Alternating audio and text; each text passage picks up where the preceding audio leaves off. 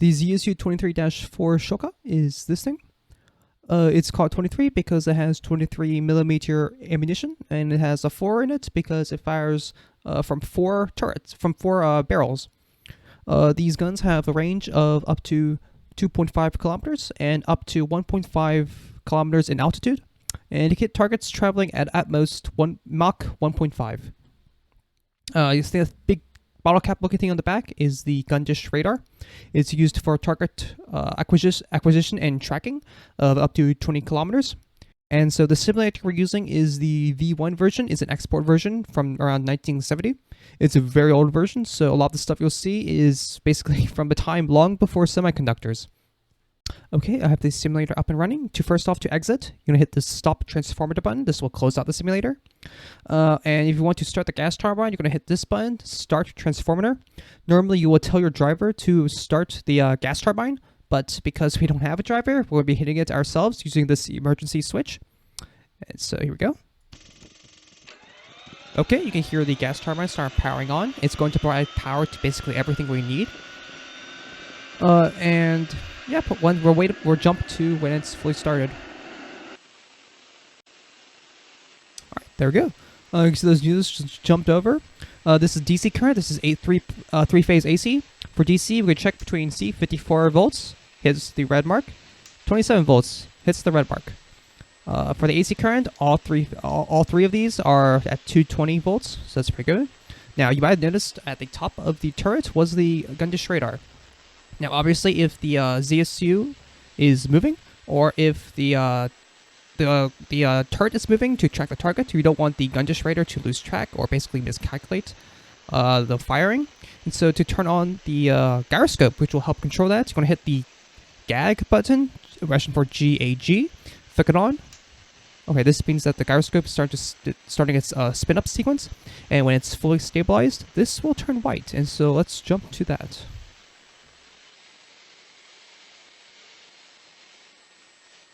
Okay, there we go. Now, let's switch on over to the range officer's computer. So right now we're in the commander seat. Press by Z. To switch to the range officer's seat, press C. There we go. Right now there's nothing displaying. Pressing X goes to the radar seat. Okay, so let's go to the range officer seat first. So first off, we need power on our systems. As mentioned before, this is a very old system. This uses vacuum tubes instead of semiconductors. And so right now you need to heat up the vacuum tubes to get it working. So flick this on to begin the heating process. Alright, once it's fully heated, this thing will turn green. Okay. Now that it is heated up fully, we can now begin giving voltage to everything. By flicking this switch. There we go. All our range screen as well as our radar dish screens are now all on. But you guys might notice that there's nothing on the radar dish at all. That's just because we haven't begun broadcasting our high frequency signals for target acquisition. So right now we have Russian for on, Russian for off. To turn on and begin broadcasting, hit this to actually turn on the radar. There we go. This will light up yellow. Alright, and now we have something in our radar. But you might have noticed that we can't actually move our radar. To do that, we need to turn on our electro-hydraulic systems. So do that, once again, over here, to commander seat. Russian for on, Russian for off. Hit this button. There we go. Now it's on. Now to move the dish, the actual radar thing around the Shilka, drag this way. Drag this way. There we go. Very simple. Unlike the modern systems, this thing doesn't do an automatic full 360 spin while very conveniently giving you targets to shoot at. So we have to manually actually move it.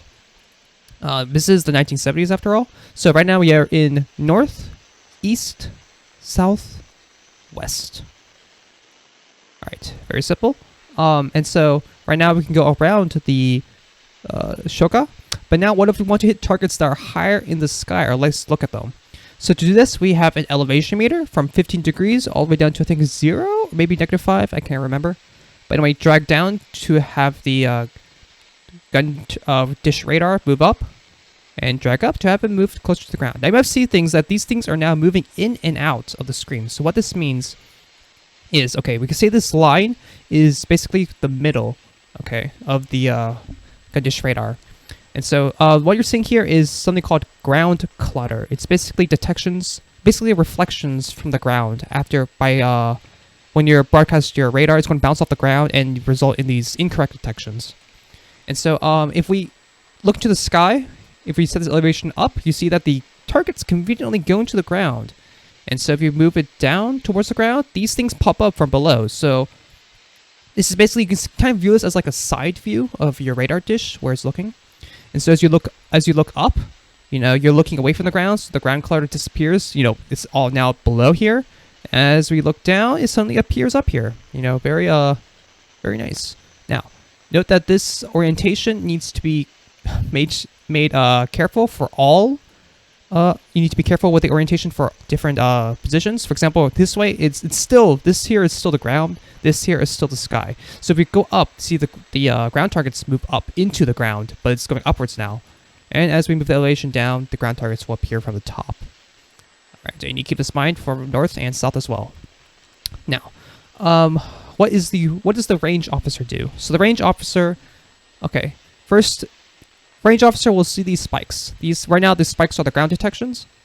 Okay, so what the range officer can do is use basically control this flat plateau of spikes on the top wavelength onto these spikes over here. So we move it over.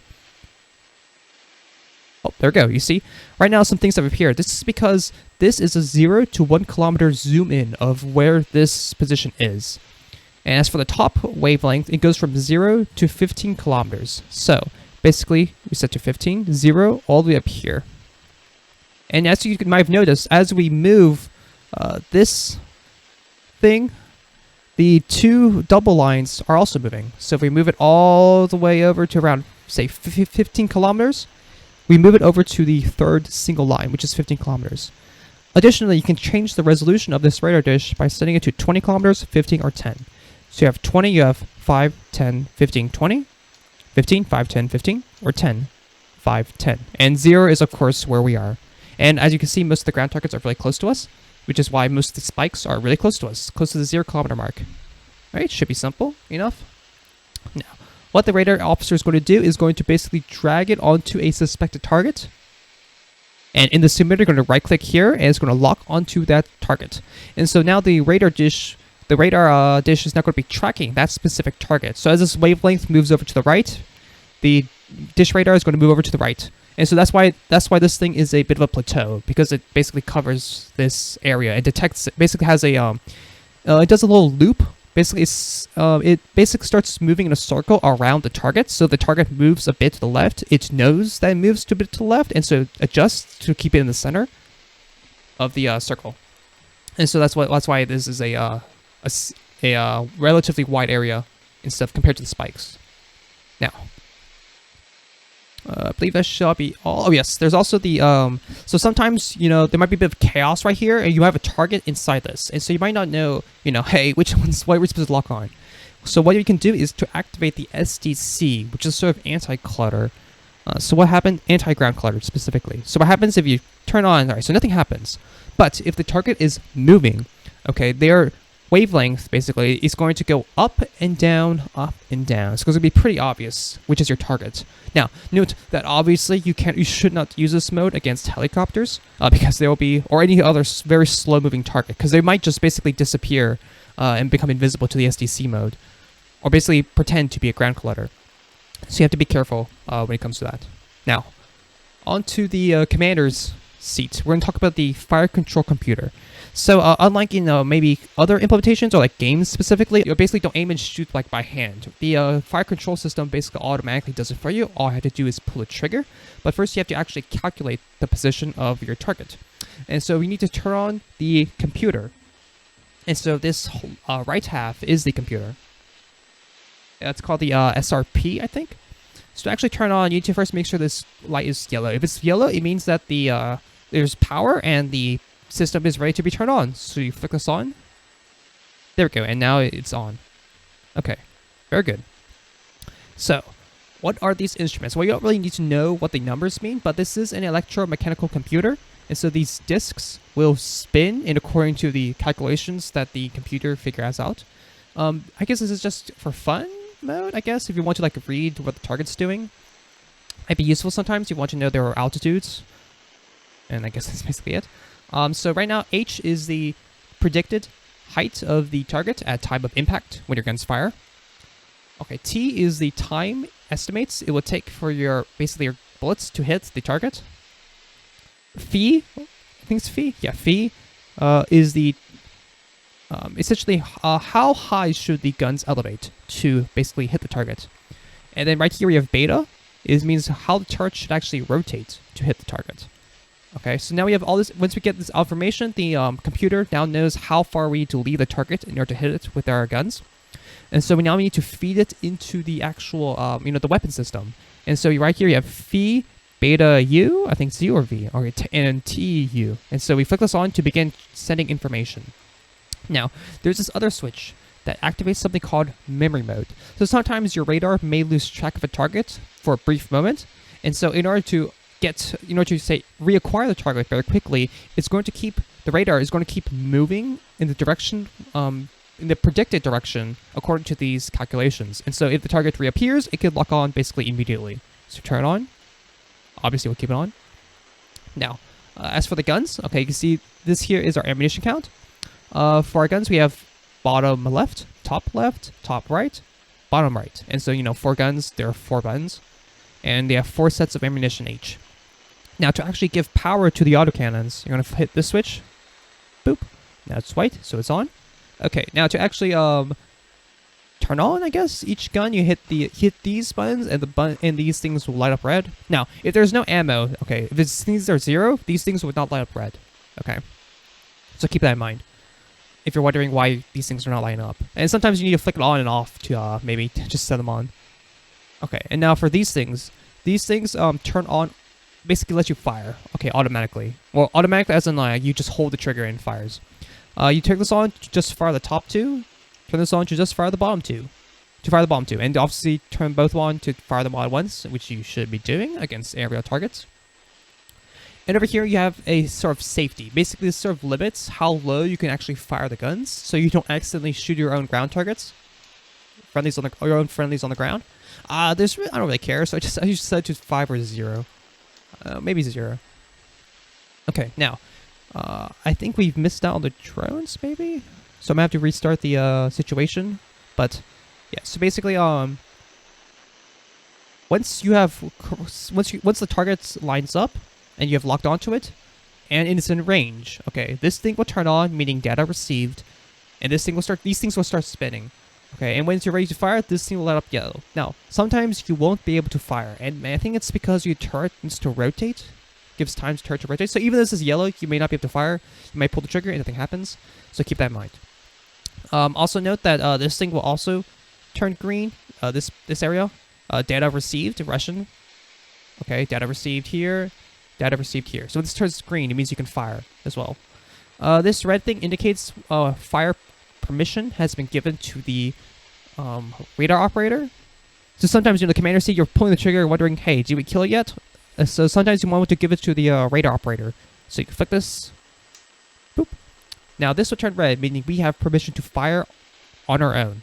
And so, yeah, we'll fire, and basically when the thing disappears, we'll know to stop firing instead of wasting ammunition. Also note that if we lost our target, but we can still fire, okay, this thing will light up red, indicating that memory mode is on. Okay, so sometimes when you shot down a target, memory mode activates, and so you don't want to waste ammunition. So if you know this happening, you want to check to quickly switch over to radar, make sure the target actually was destroyed. Alright, so let's go to a situation. So in this scenario, we have several drones, 5 drones, in fact, around to our southwest. Alright, so we have an AAR. I just use it so I know if I shoot down a target or not. I don't really, it's like, yeah. Obviously, alright, let's start up. And obviously, I'll jump to when we're ready, fully started up. You can also flick these switches on prematurely if you really want to. Remember to turn this on, okay? Sometimes I forget to turn this on. To turn on automatic fire mode, and I wonder why my guns aren't firing. Alright. Flick these on, yeah. So I'll jump to when this thing is fully powered and ready to acquire targets.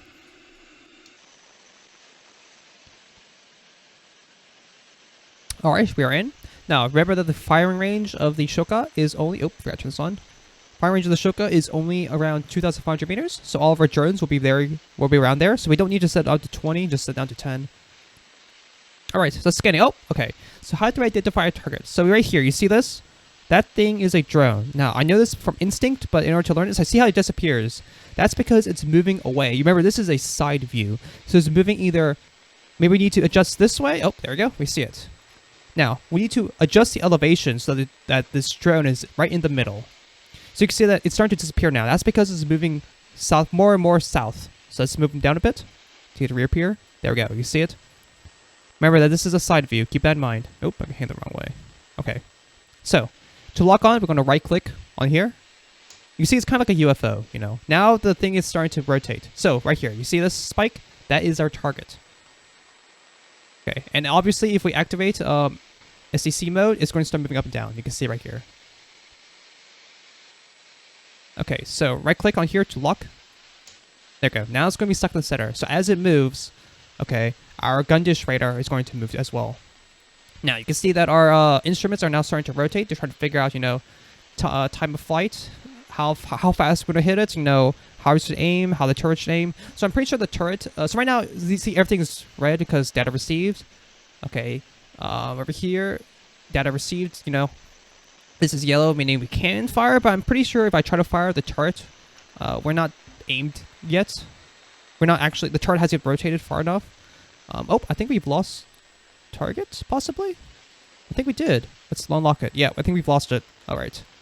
Let's go back down. Alright. So yeah, I think one of the negatives of the ZSU is that if the target's too close, apparently the radar often loses track. Oh, you see that? Something just appeared. Oh. Look at that. Wait, no, that's not it. Oh no, that's ground collider. Okay. So we've lost our first target, I think, because we took too long, basically. But yeah, basically, yeah, that's it. Right here. There we go. Looks like a UFO, kind of. Not like a ground detection. So let's go and grab it. And see if we can fire now. I think our turrets should be ready. Nope, not yet. Okay. So yeah, always keep an eye on it. And so I guess you can see how convenient it is to just sit here and look at the radar so we don't accidentally miss it. Now we can shoot because of this. There's a red. Okay, still can't fire.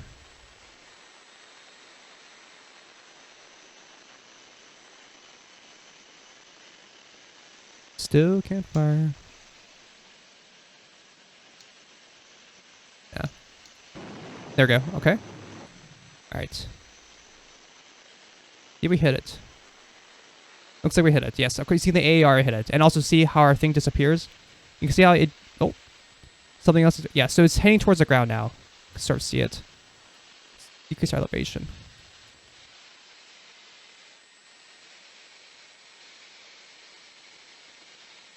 Okay, well, I can't see anymore, so I'm guessing we probably killed it. It says here we killed it, but, you know, you never know. Alright, so, now... let's... bring this all the way out here. Okay, so let's try SDC mode, so we can see if we can get an example of this. So obviously they're slow moving, they're not going to show up. So you see like the SDC mode kind of makes everything a bit more transparent. And obviously, you know, when it comes to helicopters or any other stationary objects, it might make them invisible, which is always a danger. But right now we're just dealing with drones. They're slow flying, but they'll be visible.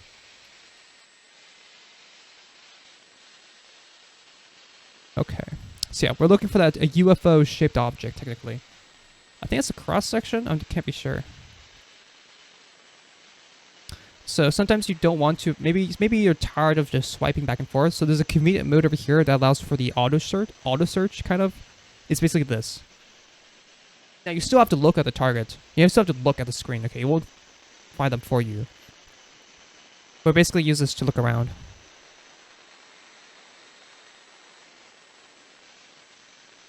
Let's keep an eye out.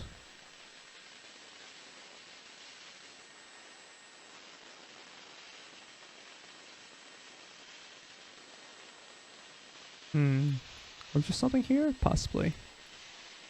And by the way, these are low-flying drones, so yeah. If they're high-flying, we won't have to worry about their ground clear as much. But you know, that's kind of the point, though. That's why aircraft come very low. You know, it's kind of hard to spot them if they're up against the ground because they have this ground clutter. It's also why it's also why the ZSU is often used with missile systems, because the ZSU can cover the ground.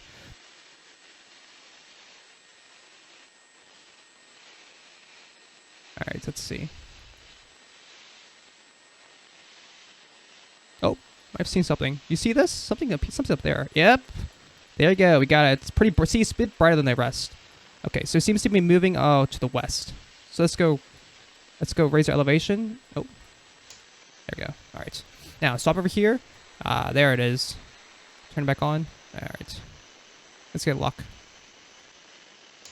Okay, we should be in position to fire it. Yeah, because our turret's already aimed the general direction. All right, so let's see if we hit it. Looks like we killed it. Yep. Yep. You can see it start to move slowly down. Till it hits the ground, I think. Yeah. Alright, well. Turn this back on and begin our sweep again. For the third drone. Oh, something might have appeared, but that might have been ground color. Let's look for another sweep. Nah, looks like it was ground color. Looks like it was ground color.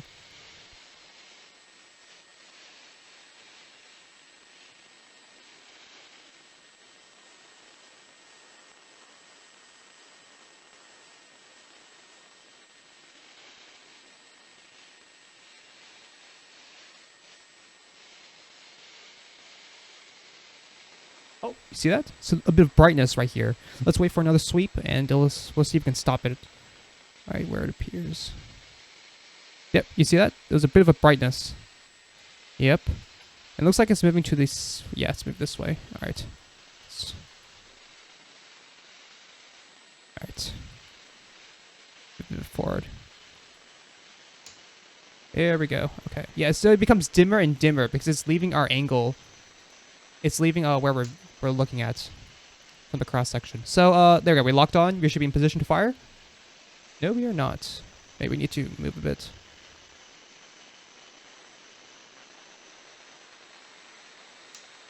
Alright, when it's ready, I'll basically let it fire, I guess.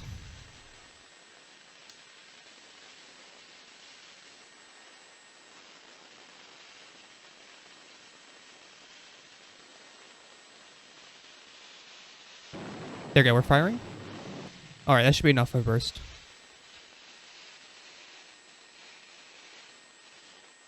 I'll fire again.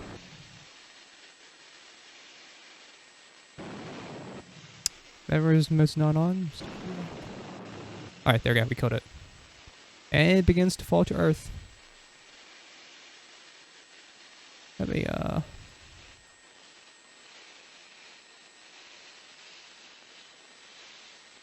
and it hits the ground. Boom. Okay. So, let's resume our search for the drone numero 4. Turn SDC mode. So yeah, this is some tedious stuff. Nowadays, oh, you see that? Look at that giant burst into our screen.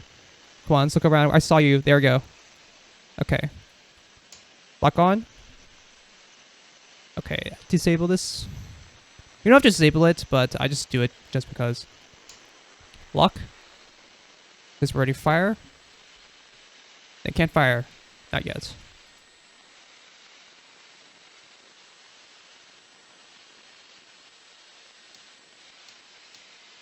So you can see that how it's basically our firing range is 2.5 kilometers, and this thing goes to 5 kilometers. So it's about here. Now, obviously, depending on how fast this is, we can open fire when it's over here because you know our lead is in range. And yeah, one of the negatives of these Shilka is that if basically a jet flies over, our turret cannot turn fast enough. Apparently. Okay, we're firing now. We're gonna give it a good burst. This is our 4th one, I think. Okay, there we go. It's now going to fall all the way down to Earth.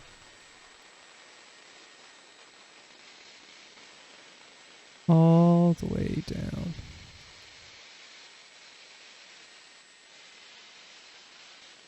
Yep. See, this thing will still show up as detection because it's falling, you know? It's kind of obvious. Alright. Now, where's number 5? Let's get the last one.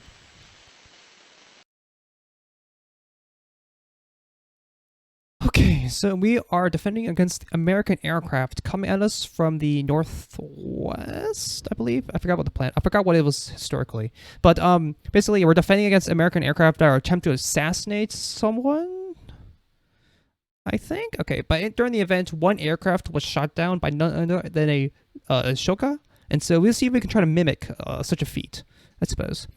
So basically, yeah, one of the benefits of working with missile-based systems is that the missiles can cover the high skies, while the Shilka can cover the low ground. The missile systems help cover for the Shilka's weaknesses. And yeah, let's start up. Okay. I'll jump to the point where everything's ready. So I'm pretty sure, yeah, the aircraft start attacking almost immediately, so...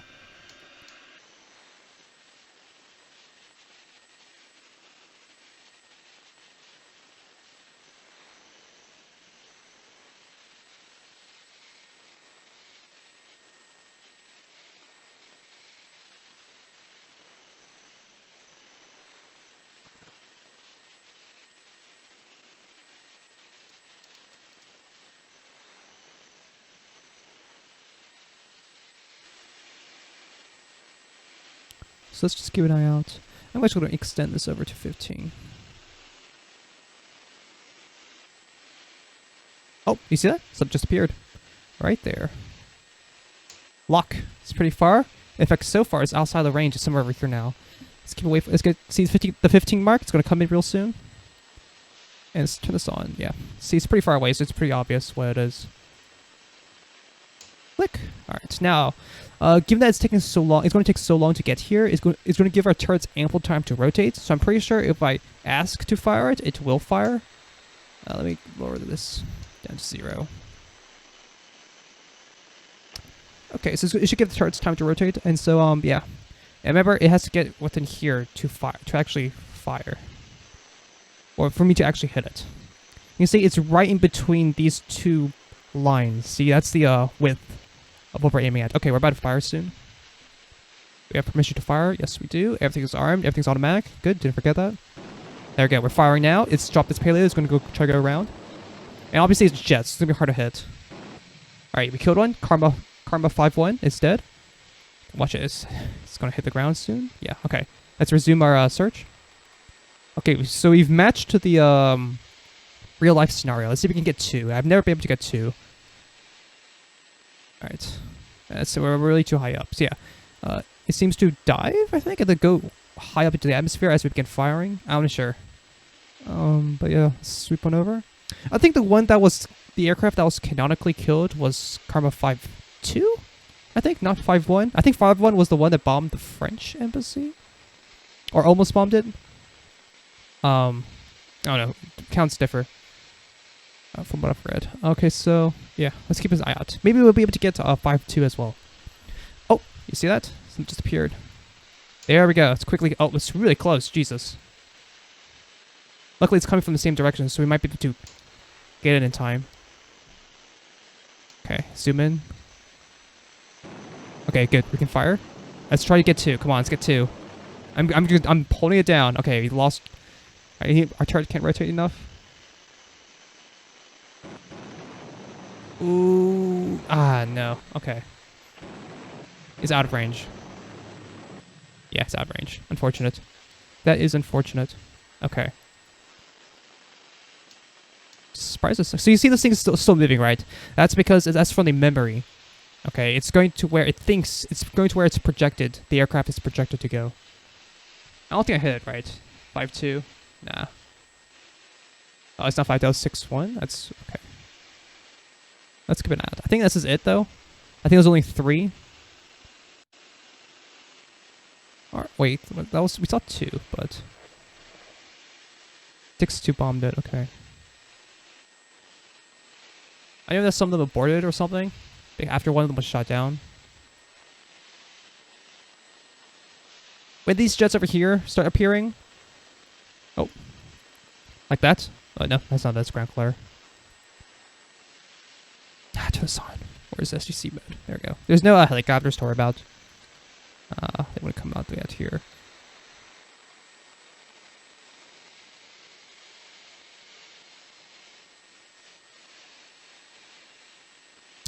Oh, there we go. You see that? Let's lower the elevation. There we go. Now, I'm actually kind of curious. If I don't lock onto it, will I get close enough? I know every time I lock onto it in the past, it will always stop advancing and go around.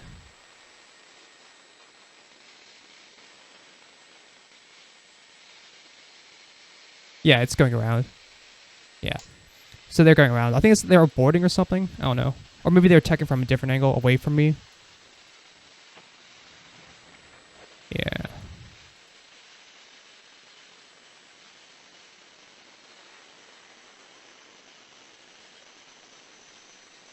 Yeah, it's going around. It's going around to the north. It's going to escape to the north, basically.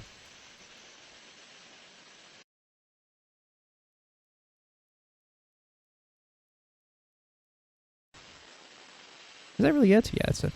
Alright. Which will end automatically, but it is a simulator, so I guess not.